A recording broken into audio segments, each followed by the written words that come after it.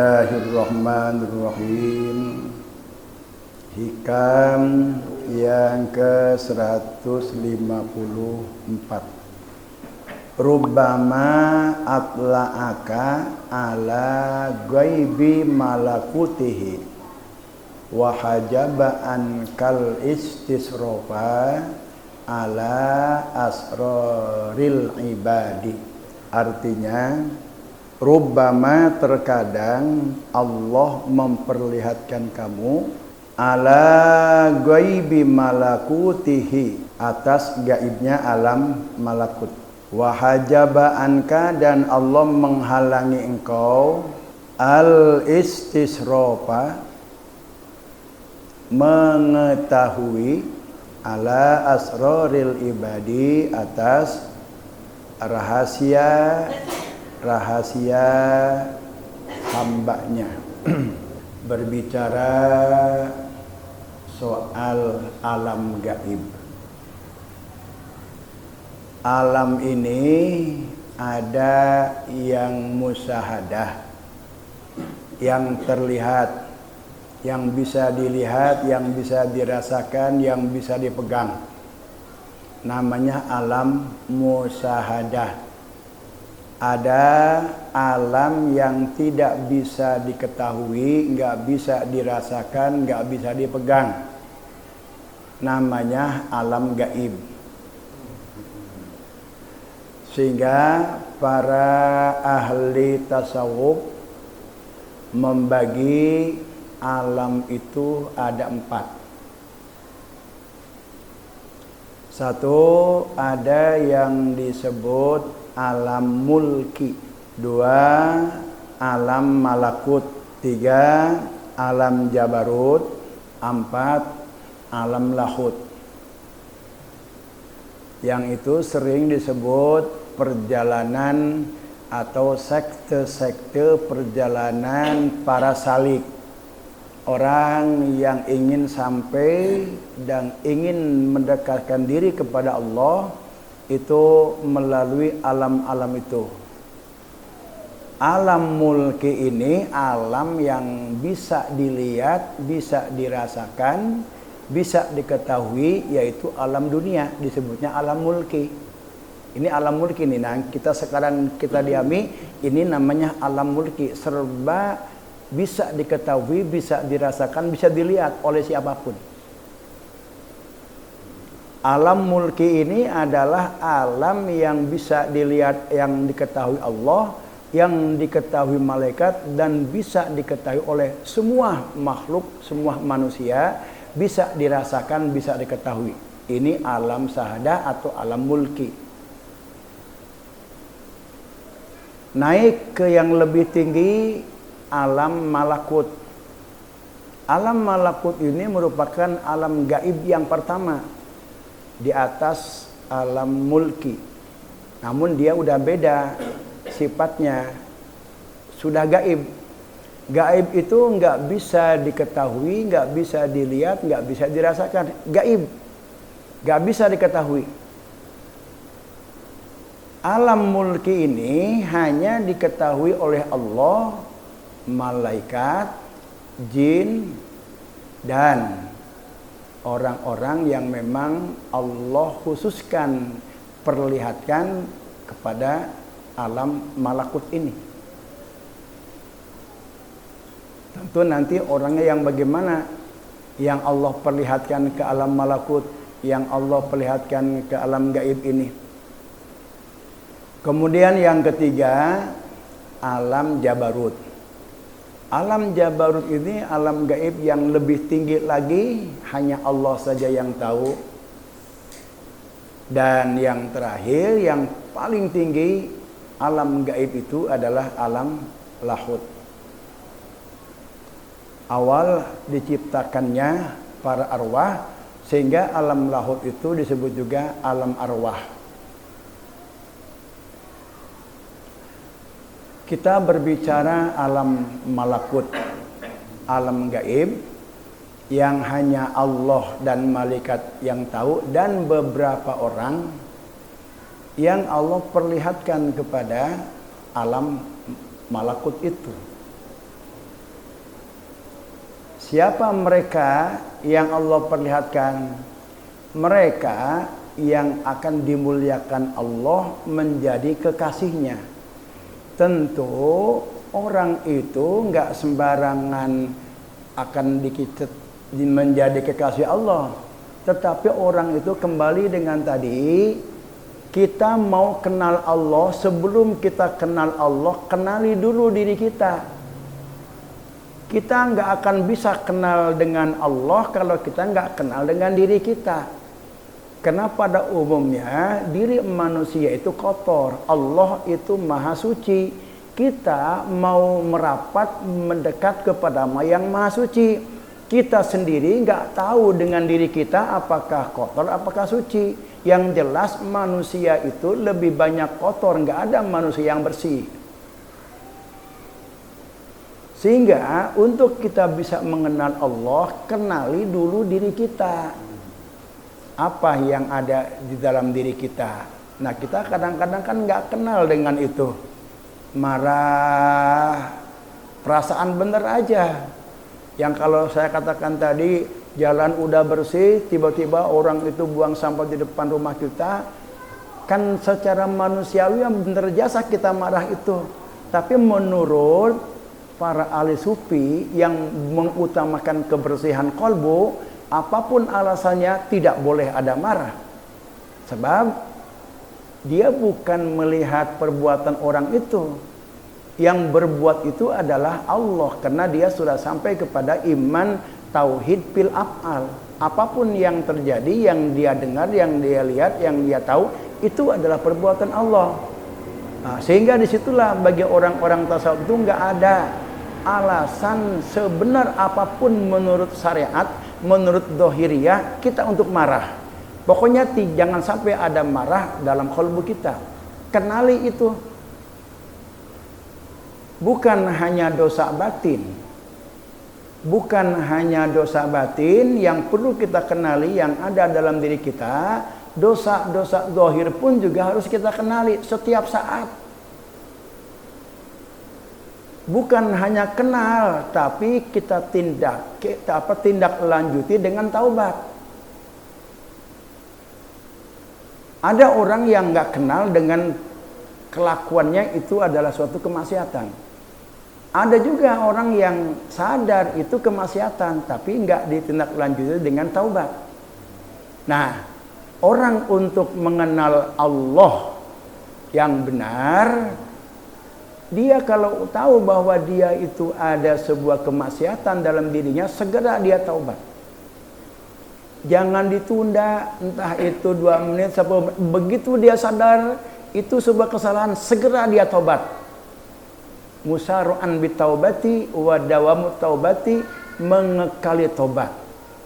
Maka bagi para orang yang salik, yang sedang melakukan perjalanan menuju Allah, pintu gerbang pertama itu adalah makom taubat, baru nanti ke makom zuhud, ke makom waro, dan seterusnya. Taubat dulu. Kalau taubat itu kita belum duduk di situ, artinya belum setiap saat kita itu taubat kepada Allah, sekecil apapun. Bukan hanya kita melakukan taubat hal-hal yang sifatnya haram, tapi hal-hal sekecil apapun kita berupaya untuk taubat kepada Allah, membersihkan diri kita. Kemaksiatan zahir, kemaksiatan batin, upayakan kosongkan dalam diri kita, takhalli dulu. Karena kita mau mengenal Allah yang maha suci. Allah yang maha suci mana mungkinlah bisa dikenal oleh orang yang kotor kalbunya. Itu syarat utama untuk bisa kita kenal dengan Allah. Kalau Allah itu sudah tahu, sudah lihat orang ini hatinya udah bersih, Allah muliakan. Bagaimana Allah memuliakannya? Nah, diantaranya rubbama atla'aka ala ghaibi malakotih. Di antara orang Allah memuliakan hambanya yang Allah senangi, yang Allah cintai, Allah perlihatkan alam malakut, alam gaib, alam yang orang lain nggak bisa tahu, Allah perlihatkan kepada dia. Rubbama atla'aka ala ghaibi malakutihi. Terkadang Allah itu memperlihatkan kepada engkau yang sudah bersih kolbunya, yang akan Allah muliakan karena hatinya udah bersih, zahir maupun batin, ala ghaibi malakutihi, diperlihatkan atas alam-alam malakut. Seperti apa Allah perlihatkan Baitul Izzah? Baitul Izzah itu adalah fis sama'il ula, ada pada langit pertama, atau fis sama'id dunya, langit dunia. Langit dunia itu adalah langit pertama yang dekat kepada dunia, itu namanya langit pertama atau sama'id dunya. Disitulah Baitul Izzah. Baitul Izzah itu adalah tempat diturunkannya Al-Quranul Karim secara keseluruhan dari Lauhil Mahfuz. Firman Allah yang 30 juz itu dari Lauhil Mahfuz Allah turunkan ke Baitul Izzah pada malam Lailatul Qadar. Jadi pada malam Lailatul Qadar itu diturunkannya Al-Quran sekaligus 30 juz itu. Lalu dari Baitul Izzah itu Allah turunkan ke bumi kepada Rasulnya Nabi kita Muhammad SAW berangsur-angsur sesuai dengan tuntutan dan kejadian yang ada. Dalam masa 23 tahun. 13 tahun di Mekah, 10 tahun di Madinah diturunkannya, sehingga ada firman Allah yang disebutkan dengan makiyatun dan ada firman Allah yang tergolong kepada madaniyatun. Diturunkan pertama kali Al-Quran itu pada tanggal 17 Ramadan. Jadi nuzulul Quran itu pada tanggal 17 Ramadan. Maksudnya Quran diturunkan dari Baitul Izzah ke Rasulullah SAW.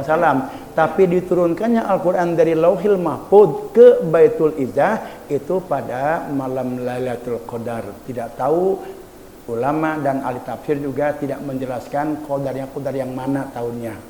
Hanya dijelaskan untuk turun pertama kali dari Baitul Izzah ke bumi ke Rasulullah SAW pada tanggal 17 Ramadan. Itu Baitul Izzah. Kemudian Allah perlihatkan lagi Baitul Ma'mur. Baitul Ma'mur itu adalah seperti Baitullah. Kalau penduduk bumi pusatnya beribadah kepada Allah, bertawaf, itu ada di Baitullah di Mekah, di Masjidil Haram. Penduduk langit, para malaikat itu pusat beribadahnya, mereka bertawaf itu di Baitul Ma'mur. Baitul Ma'mur itu ada di langit yang ketujuh. Baitul Ma'mur fis sama'is sabi'ah, ada di langit yang ketujuh. Itu tempat pusat beribadahnya para penduduk langit, seperti halnya tempat pusat beribadahnya para penduduk bumi di Baitullah Ka'bah yang ada di Mekah. Nah, itu bagian daripada alam malakut. Alam malakut. Dan itu enggak sembarang orang dikasih tahu. Kalau di hati kita masih ada marah, masih ada dosa, kita enggak mungkin bisa diperlihatkan Allah. Sampai ke situ nggak mungkin. Kayak apa alam malakut? Kayak apa alam jabarut? Wah, ini udah sampai ke situ. Kita lihat dulu dalam diri kita. Kemudian yang termasuk masih dalam alam malakut, Allah perlihatkan Lauhil Mahfuz. Ada orang-orang yang udah bersih, yang udah duduk dia sebagai murid. Murid itu orang yang udah duduk di makom tauhid af'al. Dulu kan saya sampaikan ada ikhwan. Ikhwan baru orang yang hanya sekedar pengen dekat kepada Allah Subhanahu wa taala, tapi dia belum berzikir, belum melakukan.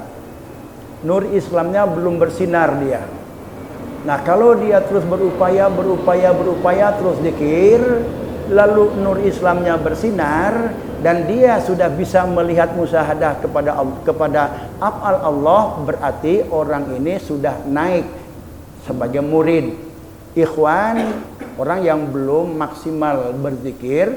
Nah, kalau orang yang udah mulai suluk, mulai berawal dari mendawamkan tobat, terus zuhud, waro. Nah, ini orang udah mulai salik, udah mulai suluk dia berjalan. Alam mulki ke alam malakut ke alam jabarut, udah mulai dia. Ikhwan, salik, murid. Nah, kita mah boro-boro nyampe ke murid, salik juga wallahu alam. Mungkin juga masih ikhwan, masih banyak terhijab kita kepada Allah Subhanahu wa taala. Nah, orang yang udah sampai di kelas murid, minimal dia itu udah duduk di makom tauhid af'al. Nah, itu kadang Allah muliakan orang itu dengan Allah perlihatkan alam malakut, gaibnya alam malakut, seperti diperlihatkannya Baitul Izzah tadi, diperlihatkannya Baitul Ma'mur, diperlihatkannya Lauhil Mahfuz. Lauhil Mahfuz itu di atas langit yang ketujuh. Lauhil Mahfuz terus diperlihatkan lagi kepada Sidratil Muntaha. Itu termasuk alam malakut. Allah perlihatkan gitu kepada orang-orang yang Allah sudah lihat bersih hatinya dan Allah akan muliakan itu. Rubbama akramakal haqqu subhanahu wa ta'ala. Allah memuliakan makhluknya yang hatinya sudah bersih, yang nur Islamnya itu sudah bersinar, dan dia sudah duduk mantap di tauhid tadi itu. Artinya dia sudah musahadah terhadap perbuatan Allah, apapun yang dia lihat spontan. Hatinya mengatakan itu perbuatan Allah, walaupun matanya dia melihat bermacam-macam makhluk, bermacam-macam alam semesta, hatinya cuma satu, itu perbuatan Allah, itu adalah ciptaan Allah, itu adalah kudrat Allah, hanya itu yang ada. Lalu Allah muliakan orang yang udah seperti itu, yang sudah musyahadah bi'idla'i ala ghaibil malakut, diperlihatkannya alam-alam gaib yang pada umumnya manusia nggak tahu, terutama alam lahut.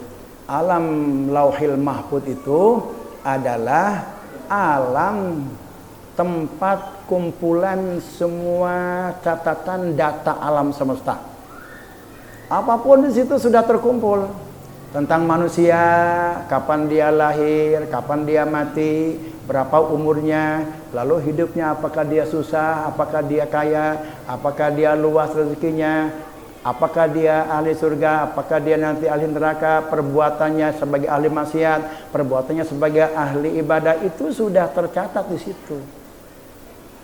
Keadaan manusia sebuah ketika belum diwujudkan, belum ditanjizikan, masih di dalam ada alam penciptaan atau masih ada di dalam suluhi qadim, itu demikian keadaannya itu. Nah, lalu ketika dia sudah Allah ciptakan, yang namanya Allah ciptakan itu belum wujud, belum ada. Penciptaan itu adalah dalam rencana akan diciptakan.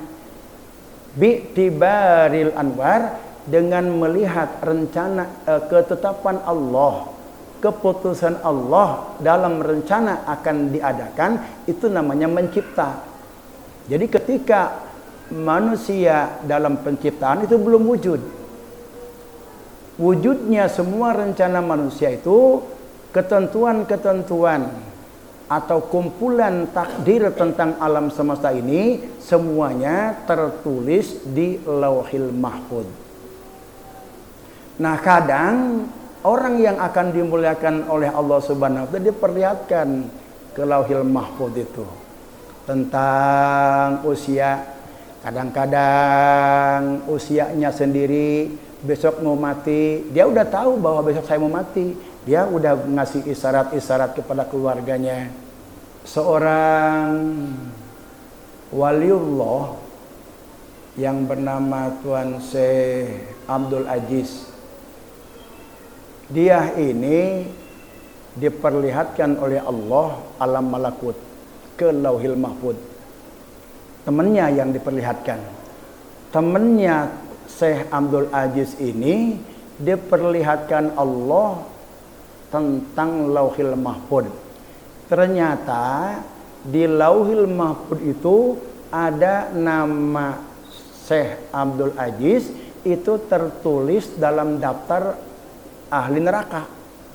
Sedangkan Syekh Abdul Aziz itu ahli ibadah luar biasa, ibadah siang malam ibadah terus. Lalu kata temannya dikasih tahu, Abdul Aziz, saya lihat kamu itu udah tercatat nama kamu di daftar orang-orang yang ahli neraka. Udahlah, ngapain kamu itu ibadah rajin, bakal neraka tetap.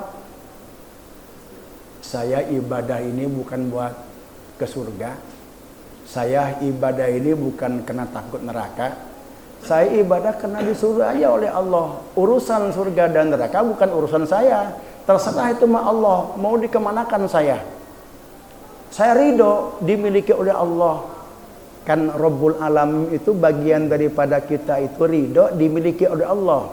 Rabbul Alamin artinya Al-Khaliq, Al-Malik, dan Al-Mudabbir.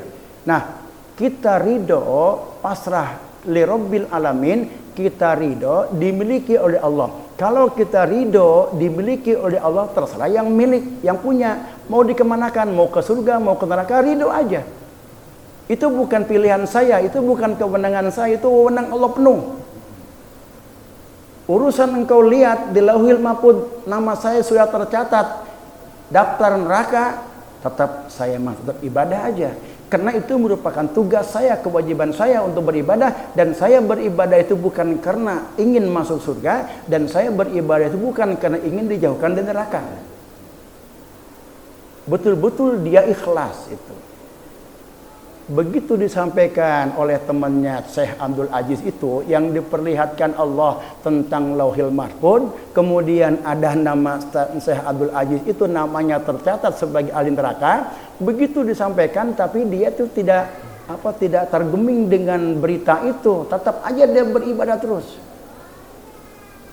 Lalu kata temannya ini, kasihan amat tuh orang sia-sia juga tuh dia beribadah rajin kalau memang dia udah ditulis di Lauhil Mahfuz ahli neraka. Dilihat lagi oleh dia ke Lauhil Mahfuz karena dia udah diberi kewenangan oleh Allah untuk diperlihatkan Lauhil Mahfuz. Begitu dilihat itu nggak ada nama Syekh Abdul Aziz di daftar orang ahli neraka. Dilihat di catatan orang ahli surga, pindah ke situ.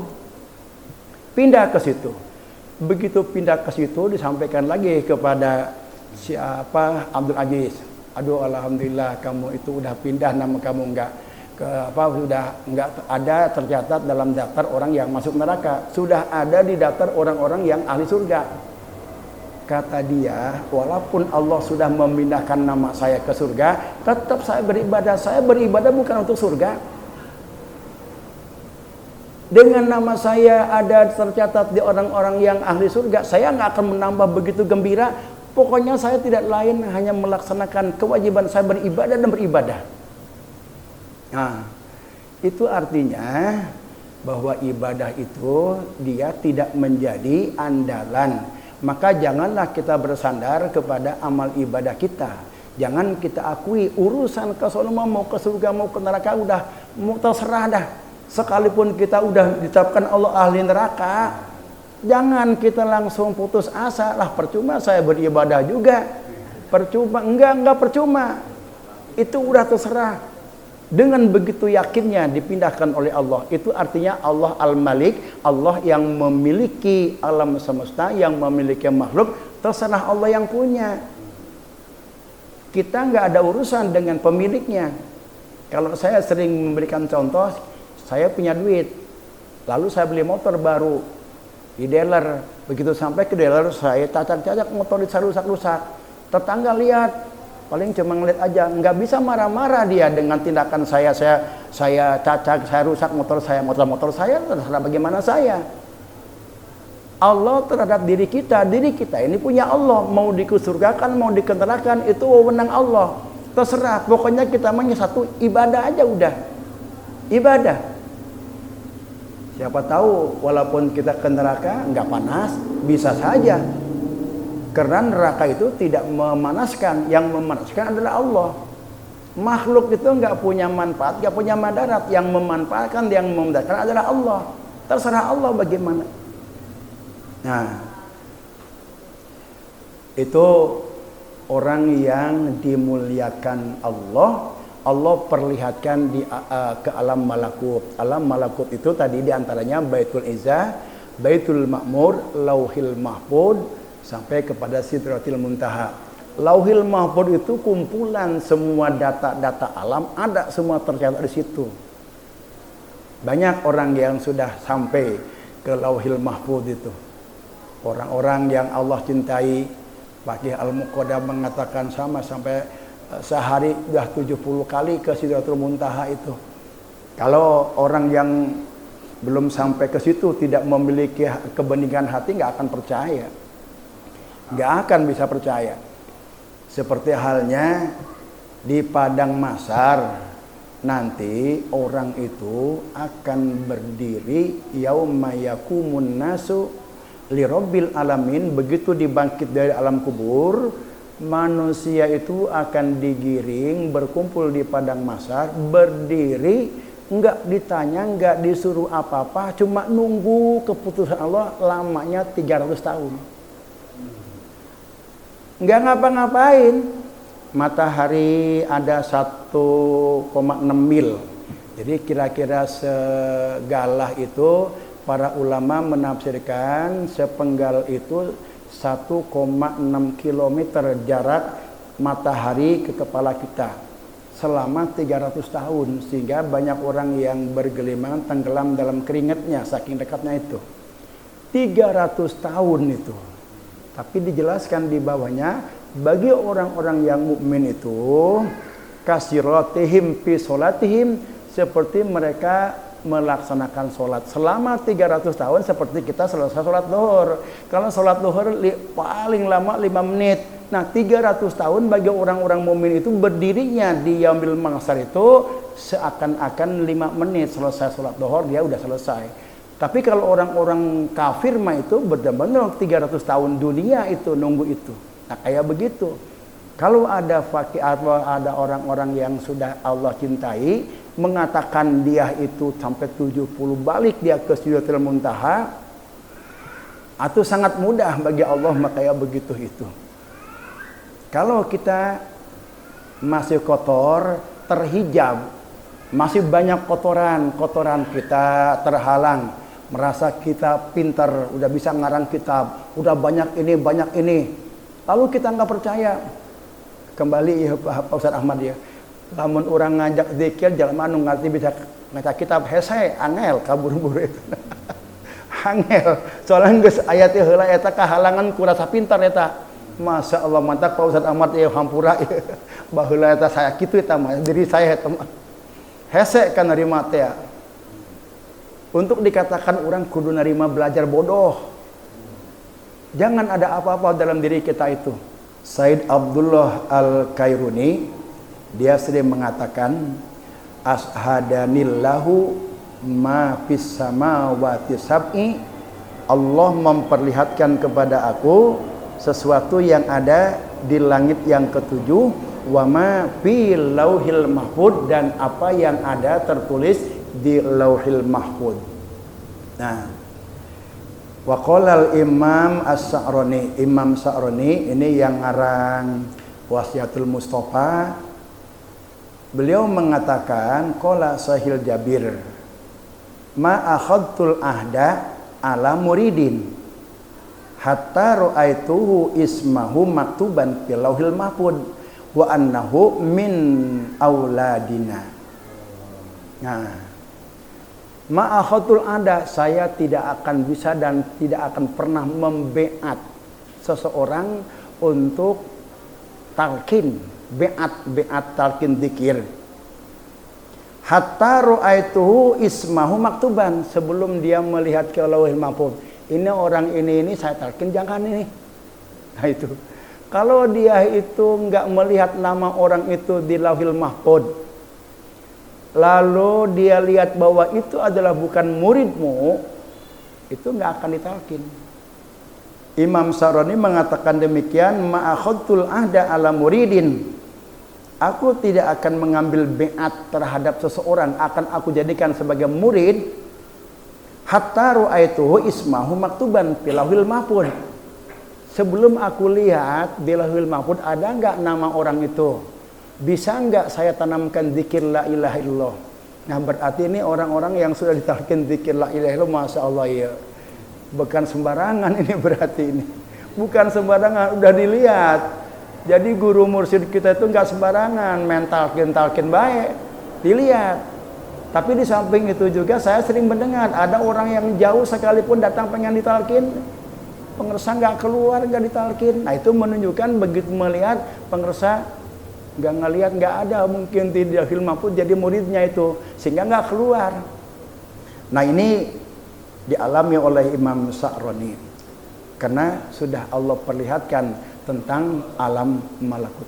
Imam Sadili rahimahullahu ta'ala, Imam Sadili ini madhab atau pemimpin tarekat Sadiliyah. Beliau mengatakan atla anillahu lauhal mahfud. Allah sudah memperlihatkan kepada saya segala apa yang tercatat di lauhil mahfud. Dia tahu semua.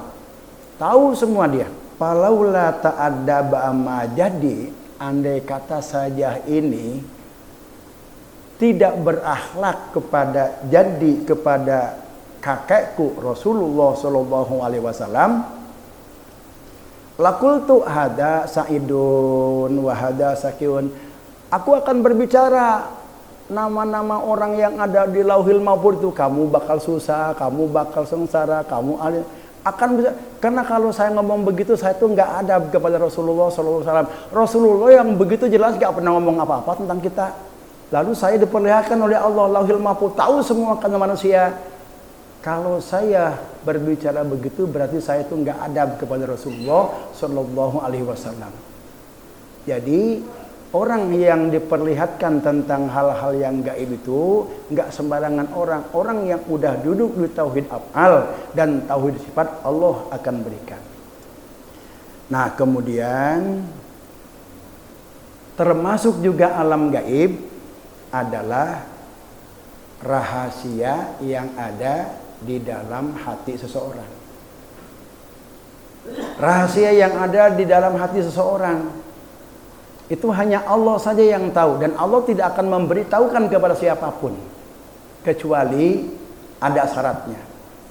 Kalaupun juga Allah akan memberitahukan kepada makhluk tentang rahasia yang ada di dalam hati seseorang, orang itu sudah duduk mantap di tauhid af'al dan dia sudah berakhlak dengan akhlak Ar-Rahman Ar-Rahim. Sudah berakhlak seperti akhlak Ar-Rahman Ar-Rahim, pengasih dan penyayang.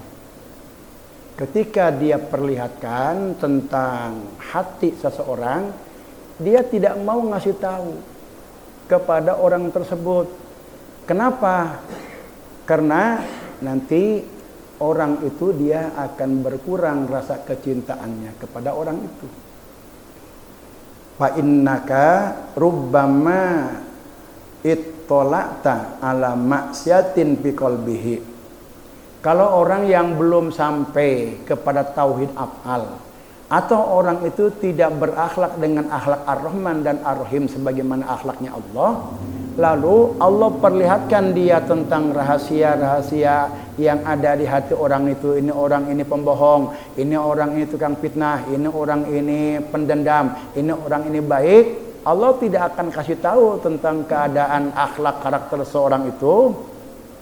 Sebab kalau Allah kasih tahu, dianya belum sampai kepada berakhlak Ar-Rahman dan Ar-Rahim, dan dia belum mantap duduk di tauhid af'al, abadarat bimu'arraqabati sahibiha.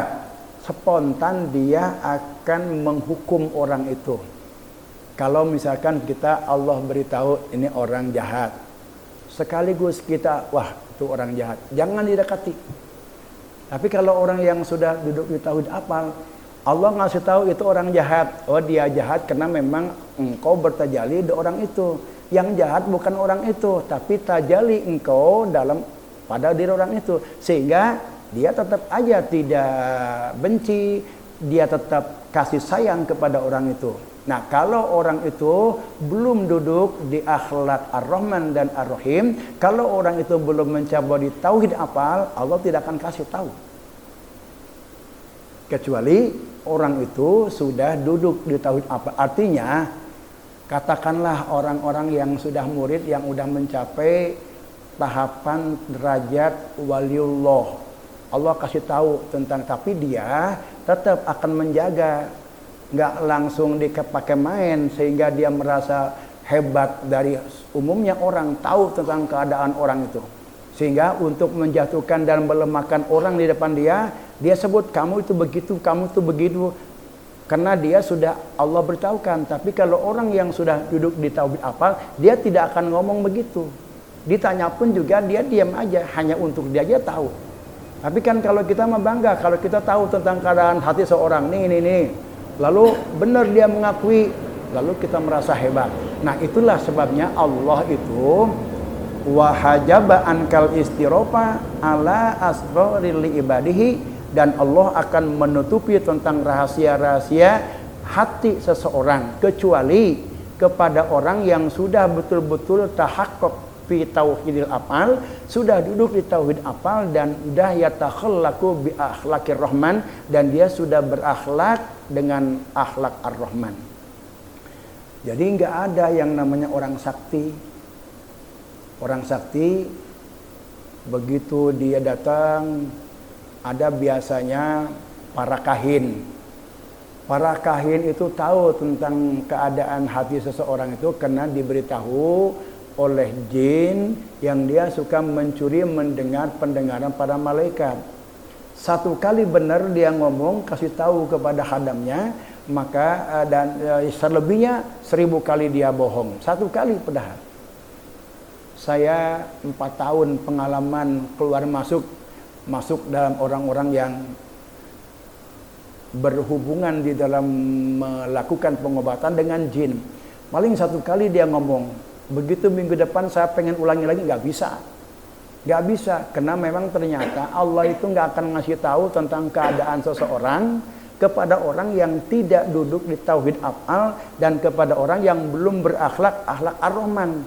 Sehingga semua dukun walaupun dia tahu tentang kitab, bohong semua. Itu bohong semua. Kecuali waliullah, orang-orang yang sudah memang betul-betul duduk di tauhid af'al, apalagi di tauhid dzat. Karena dia walaupun tahu, dia tidak akan memberitahukan kepada kita. Dan dia walaupun tahu bahwa kita orang jelek, tetap aja dia sayang dengan kita. Karena dia sudah berakhlak ar-Rahman dan ar-Rahim. Ketika kita minta, dia kasih. Ketika nanya, dia berbaik hati dengan kita. Walaupun dia tahu banget dengan keadaan kita bahwa kita adalah pendosa, bahwa kita adalah orang-orang yang jelek, orang-orang yang jahat. Tapi dia tidak bersikap jahat kepada kita. Walaupun tahu banget. Karena Allah sudah meyakini, sudah menjamin ini orang sudah kuat duduk di tauhid af'al dan sudah berakhlak dengan akhlak ar-Rahman. Jadi kesimpulannya, kalau ada orang yang tahu tentang akhlak tentang isi hati seorang, itu bohong. Kecuali orang-orang yang sudah sampai ke derajat waliullah dan dia tidak akan memberitahukan. Misalkan guru mursyid, kita nanya kepada guru mursyid, nanya tentang diri kita, guru saya ini udah gimana, udah bersinar belum, udah nyala belum kalbu saya? Enggak akan dikasih tahu, enggak akan dikasih tahu. Kalau dikasih tahu, mungkin takut kita itu berhenti di situ, atau mungkin juga kita akan putus asa untuk bisa lanjut. Bukan yang nggak tahu, nggak dikasih tahu, bukan yang nggak tahu, karena memang belum saatnya. Kita itu belum kondisional untuk diberitahu. Mursyid akan lebih tahu lagi. Nah, itulah Allah akan memperlihatkan kepada hambanya yang akan dimuliakan Allah kepada alam malakut. Alam malakut itu adalah alam gaib yang tidak bisa diketahui oleh siapapun kecuali orang-orang tertentu yang hatinya udah nyampe kepada minimal tauhid af'al dan kepada nur Islam yang sudah bersinar.